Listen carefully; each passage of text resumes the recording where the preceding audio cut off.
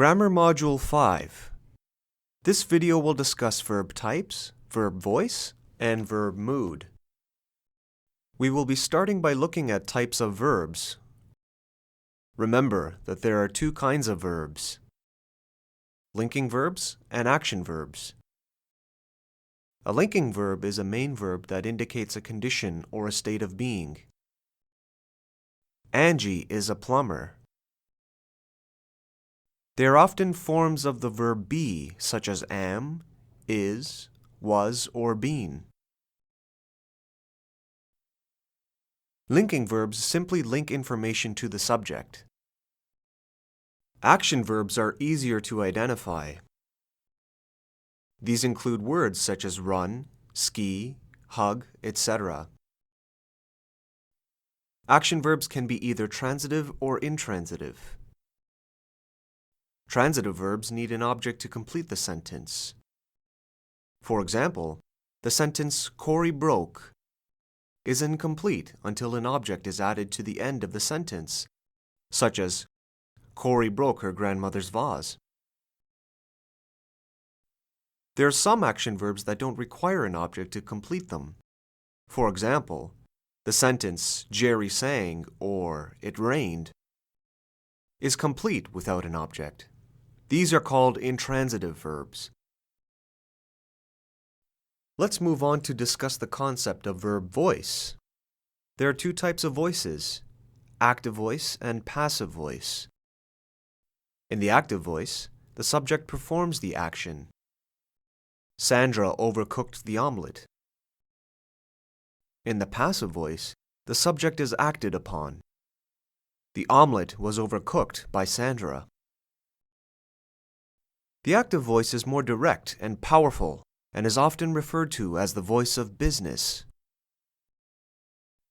The passive voice can be calming and can also protect the person performing the action. If we say, "The omelette was overcooked by Sandra," and we cross out the Sandra, the emphasis on Sandra is removed, so it is often referred to as the voice of tact. The key here is to carefully select what the subject of the verb is.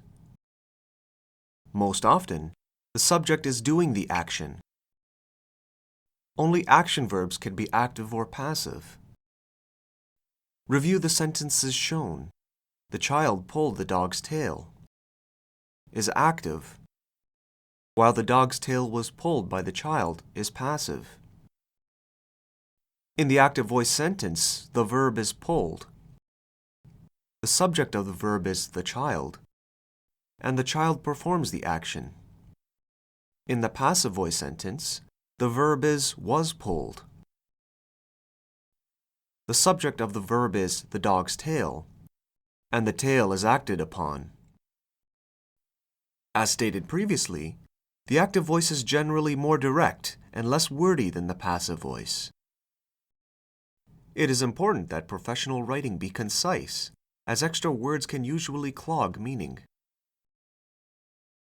There are times, however, when the passive voice is necessary, such as if you don't know or don't want to say who performed the action.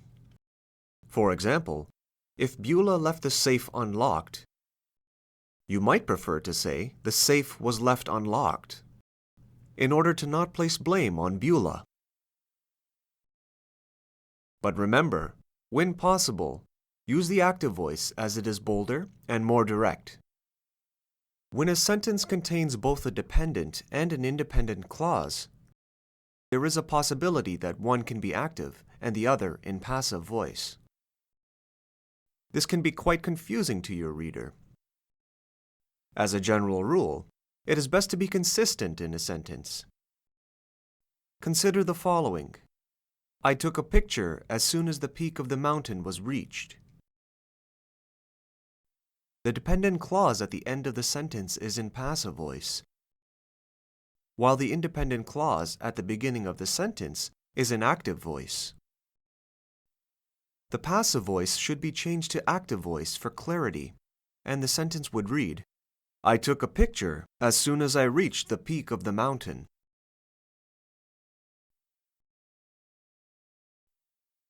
Let's have a look at verb mood, particularly the often misunderstood subjunctive mood. One use of the subjunctive mood is to express moods that are contrary to fact or are wished for.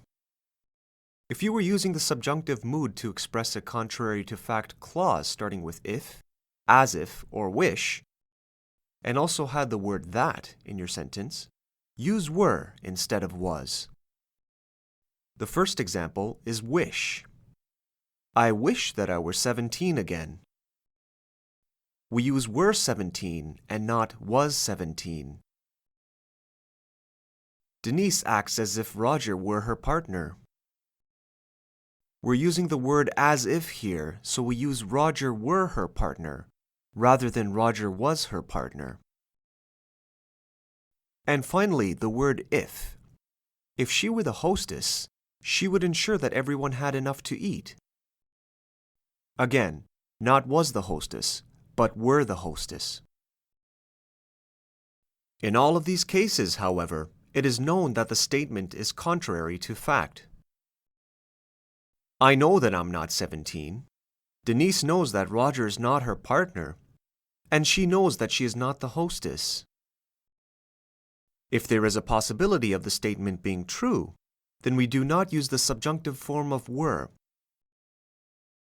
For example, in the sentence, if Sam was in the office that day, he should have visited us. Here there was a possibility that Sam was literally in the office.